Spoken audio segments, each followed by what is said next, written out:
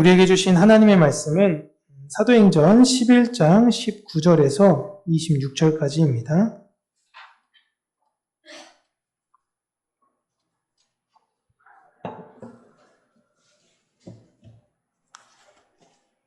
사도행전 11장 19절에서 26절까지 우리 함께 읽겠습니다.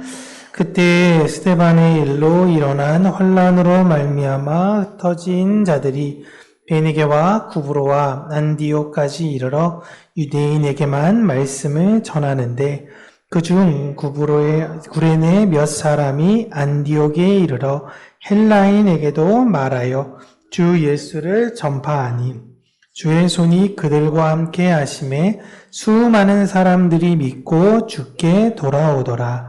예루살렘 교회가 이 사람들의 소문을 듣고 바나바를 안디옥까지 보내니 그가 이르러 하나님의 은혜를 보고 기뻐하여 모든 사람에게 굳건한 마음으로 주와 함께 머물러 있으라 권하니 바나바는 착한 사람이요 성령과 믿음이 충만한 사람이라. 이에 큰 무리가 주께 더하여 지더라. 바나바가 사울을 찾으러 다소에 가서 만나매 안디옥에 데리고 와서 둘이 교회에 1년간 모여 있어 큰 무리를 가르쳤고 제자들이 안디옥에서 비로소 그리스도인이라 일컬음을 받게 되었더라. 아멘. 오늘 본문은 이제부터 이방 선교 사역의 본격적 움직임이 시작이 되는 교회사, 특별히 선교사에 있어서 참 중요한 대목입니다. 네, 성경을 늘 읽다 보면 이방인을 가리켜 로마인 이렇게 이야기하지 않고 헬라인 이렇게 이야기를 해요. 유대인에게나 헬라인에게나.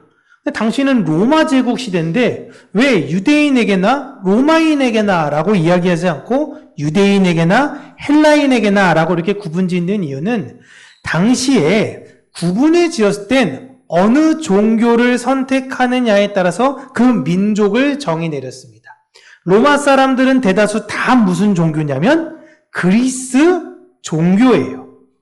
그러니까 그리스 로마 신화라고 하지만 지금 이렇게 붙여서 그런 거지 다 그리스 신을 믿는 사람들, 그리스 신을 믿는 그들을 다 통틀어서 헬라 사람이라고 이야기하고 있는 것입니다. 실제 이 사람들은 대다수는 다 로마 식민지 사람들이에요. 오늘은 그 베니스, 구브로, 안디오 지역에서 일어난 놀라운 복음의 확장적 사역에 대해서 설명해 드리려고 하는데 지도를 하나 보여드리도록 하겠습니다. 예.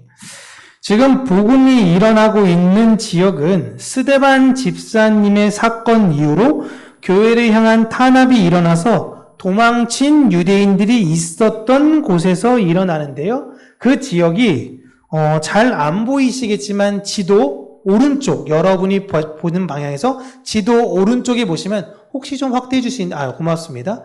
여기 가장 밑에 있는 데가 예루살렘을 기준으로 해서 유럽 여행 다녀오신 분 있으시죠? 키프로스 섬 혹시 다녀오신 분 있으신가요? 키프로스 섬? 거의 안 가보셨고.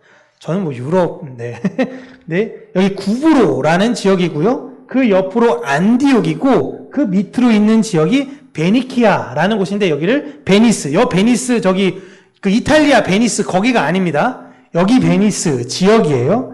이 삼각 트라이앵글 지역에 놀라운 부흥의 역사가 일어났는데요.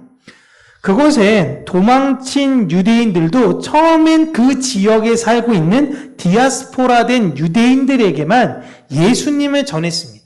율법을 아는 이들에게 그 율법이 예수님이다라고 설명하는 게 편하기 때문에 그렇죠. 그리고 이해도 잘 되고요. 헬라인에게 설명하려면요, 이거 어디서부터 어떻게 설명해야 될지 잘 가늠이 되지가 않아요.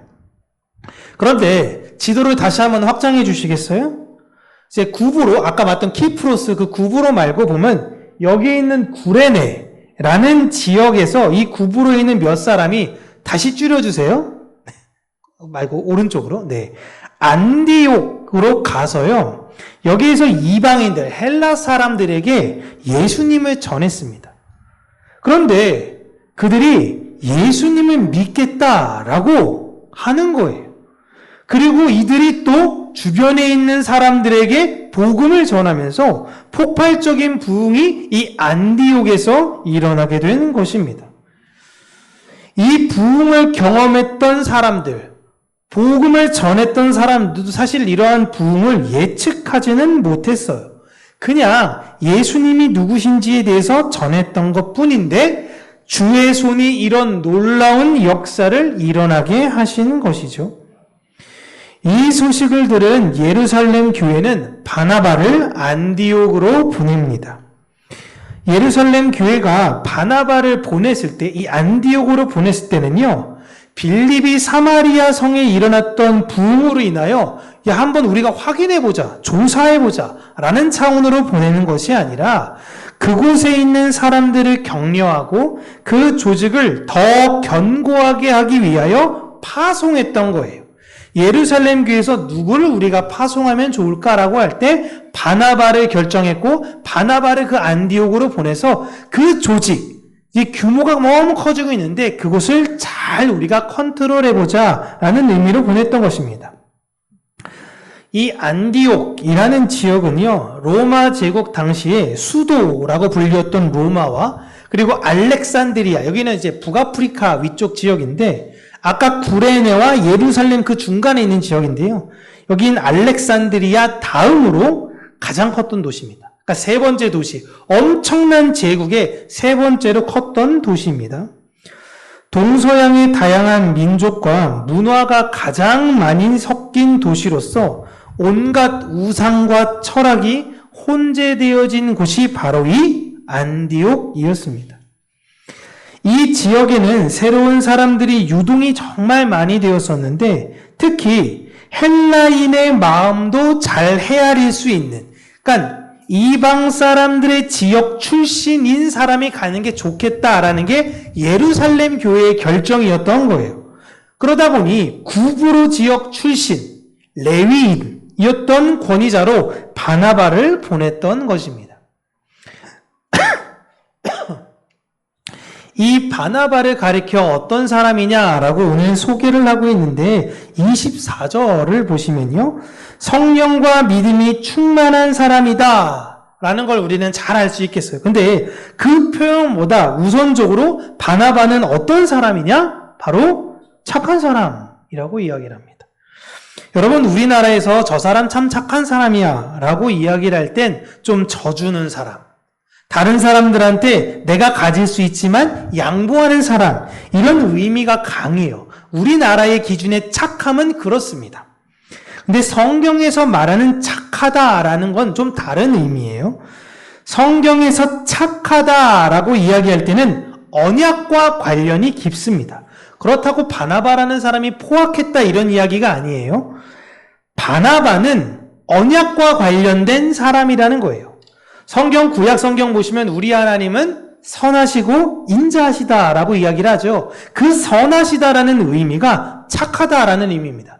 근데 여러분, 좀 손 아래에 한참 피조물인 우리가 감히 만유의 주제이신 하나님 착합니다라고 이야기하는 게 좀 너무 표현이 그렇잖아요. 그렇기 때문에 우리 하나님은 선하십니다라고 이야기하는데 선하다는 의미와 착하다는 의미가 같아요.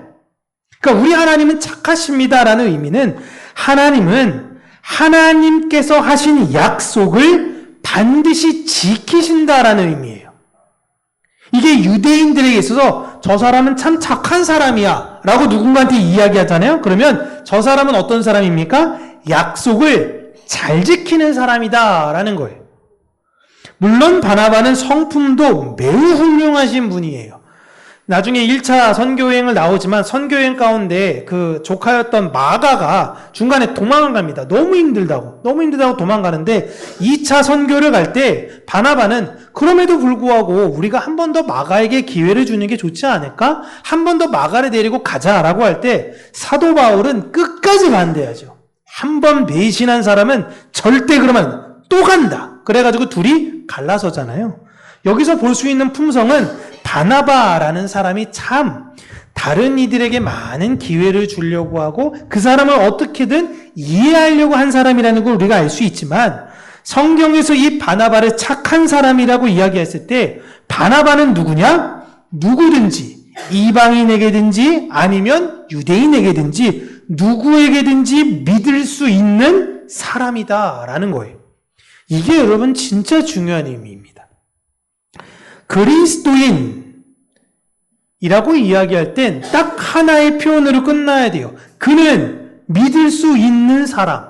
교회 다니는 사람이 아니에요. 그리스도인이라면 그는 믿을 수 있는 사람이다라는 것입니다. 여러분 예전에 제가 어렸을 때 교회 안에 사기 사건들이 진짜 많았어요. 왜요? 교회 사람들은 믿을 만한 사람이었거든요. 그러니까 무언가 있을 때 빌려줘. 이렇게 해봐. 같이 하자. 잘 살자 해서 그냥 쉽게 믿었던 거예요. 그냥 그리스도인이면 믿을 수 있는 사람이었기 때문에 그렇습니다. 그러나 지금은 어떻죠? 저 예수 믿는 사람입니다. 야, 그러면 여러분 일단 면접 보면 마이너스. 그죠? 여러분 요즘 그 결혼정보 업체에서 거르는 거 1위가 종교가 아세요? 종교? 종교예요. 기독교인. 부모가 독실하십니까? 탈락. 부모가 독실하다. 탈락. 본인까지 독실하다. 그러면 가입을 안 받는데요. 가입을. 차라리 머리 빠진 사람 오고 키 큰 여자를 받으면 받았지 종교인 사람들 안 맞는다라고 이야기를 합니다. 우리가 여기까지 내려가고 있어요. 참. 예전에 제가 어렸을 때는 막 목사님들이 자랑해서 여러분 막 배우자 선호도에 있어서 목사가 5위입니다 이러더니 지금은 배우자 깊이도 1위가 아마 목사이지 않을까 싶기도 해요. 우리 이제 이런 믿을 수 있는 사람이 다시 되어야 되는 거예요. 어느 조직이건 리더를 뽑을 때 가장 중요한 건요, 여러분. 그 사람을 신뢰할 수 있느냐라는 것입니다. 우리가 진급 대상자를 가만히 보면요, 실력이 뛰어난 사람도 있는데요, 아부를 진짜 잘하는 사람들도 있습니다. 두 가지 공통점은 뭐예요? 아부를 잘하는 사람은 내가 이 사람을 땡길 때 이 사람은 내 입장에서 믿을 수 있을 만한 사람인 거예요. 실력은 실력 자체가 믿을 수 있을 만한 사람인 거죠. 그냥 이 사람은 신뢰할 수 있는 사람들이 진급이 되는 거예요. 그렇다고 해서 기독교인들은 아부를 통해서 이 세상에 자신을 증명하는 것이 아니어야 되는 거죠. 평소의 인격을 통해 사람들에게 신뢰를 얻어야 하는 것이 기독교인입니다. 저 사람 교회 다니는지도 몰랐어. 근데 참 믿을만해. 근데 나중에 이야기해보니 예수 믿는 사람이었어? 이야, 내 예수 믿는 사람들 다 별론 줄 알았는데 아니네. 역시 진짜가 있었어. 이런 고백을 우리는 들어야 돼요. 이거 보니까 너 교회 다니지? 내 이럴 줄 알았어 내가. 이럴 줄 알았다니까 내가. 이런 얘기 들으면 안 되는 거예요.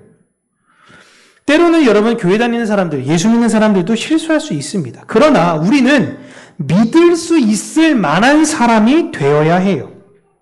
그 믿음은 사소한 약속에서부터 시작이 되는 것입니다. 바나바가 그런 사람이었다라는 것입니다.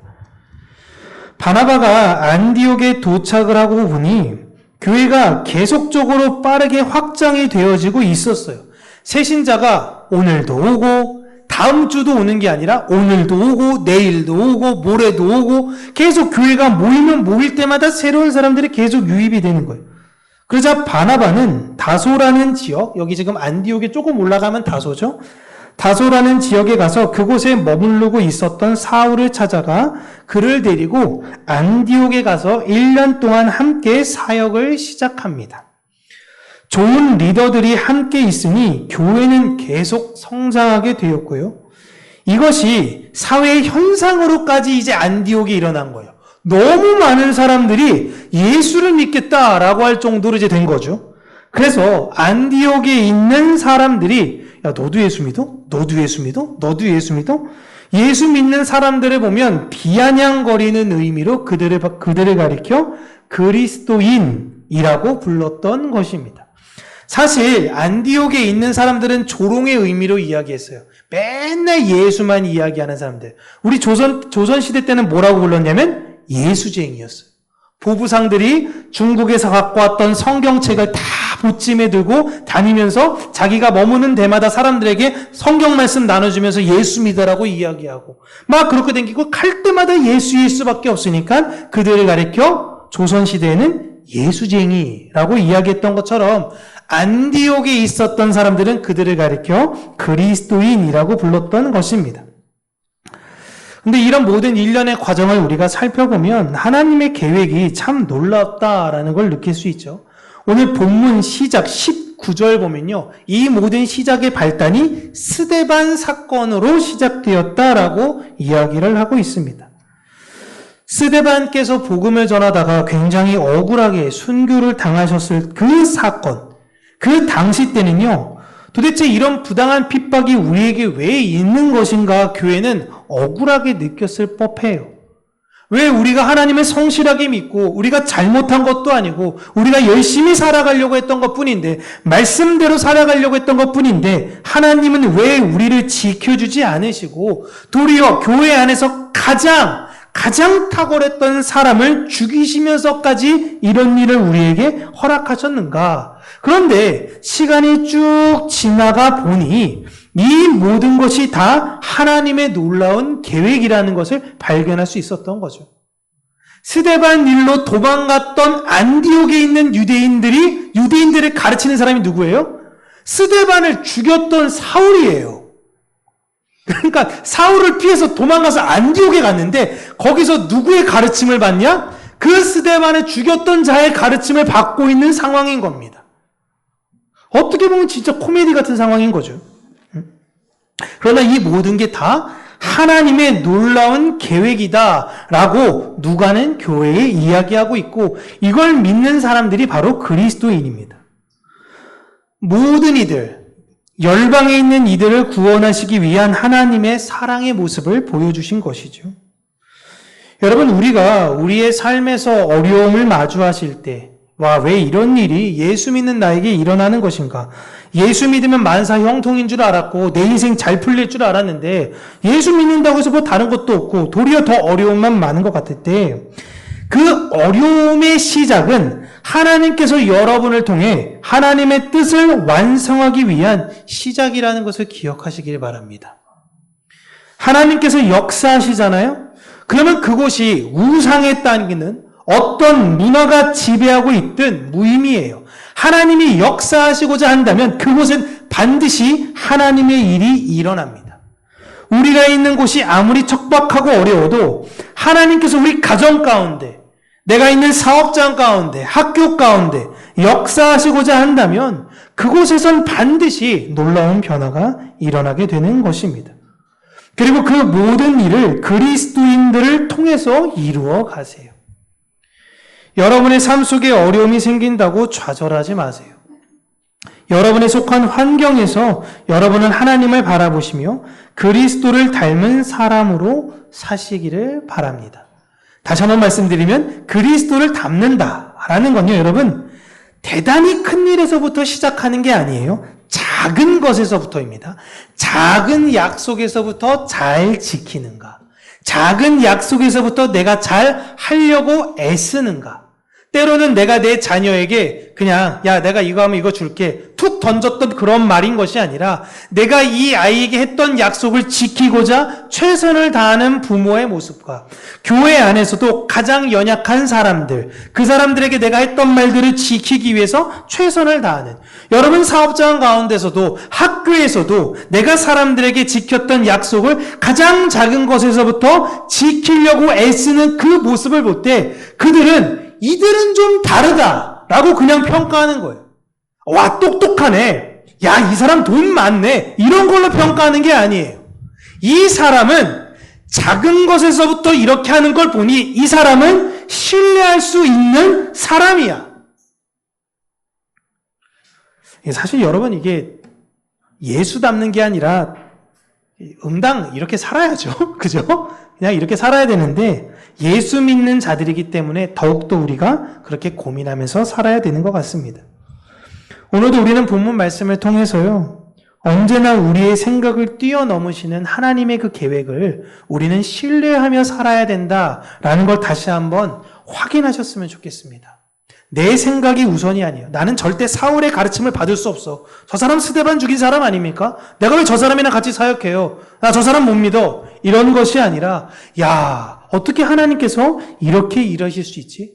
살인자를 변화시켜 복음을 전하는 자로 만드시는 그 위대하신 하나님의 손길. 그렇다면 그 하나님께서 내 삶을, 나를 또한 그렇게 변화시킬 수 있지 않으실까? 혹은 내 가정과 내 주변, 내가 사랑하는 사람을 그렇게 변화시킬 수 있지 않으실까? 그런 하나님을 신뢰함으로 작은 일에 충성하며 다른 이들에게 신뢰받는 우리 평강교회 모든 성도님들 되시기를 주님의 이름으로 축복합니다. 기도하겠습니다.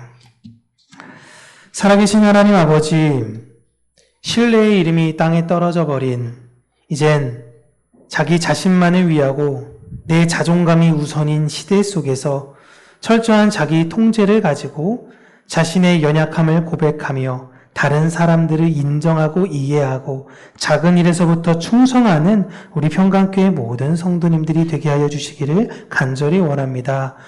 하나님께서 우리에게 요구하시고 원하시는 것은 대단히 큰 일, 뛰어나고 엄청난 일인 것이 아닌 작은 일에 충성하며 작은 자들을 섬기는 것임을 우리가 잊지 않게 하여 주시고, 우리에게 주어진 작은 일에 날마다 최선을 다하는 우리 모두가 될 수 있도록 은혜의 은혜를 더하여 주시옵소서.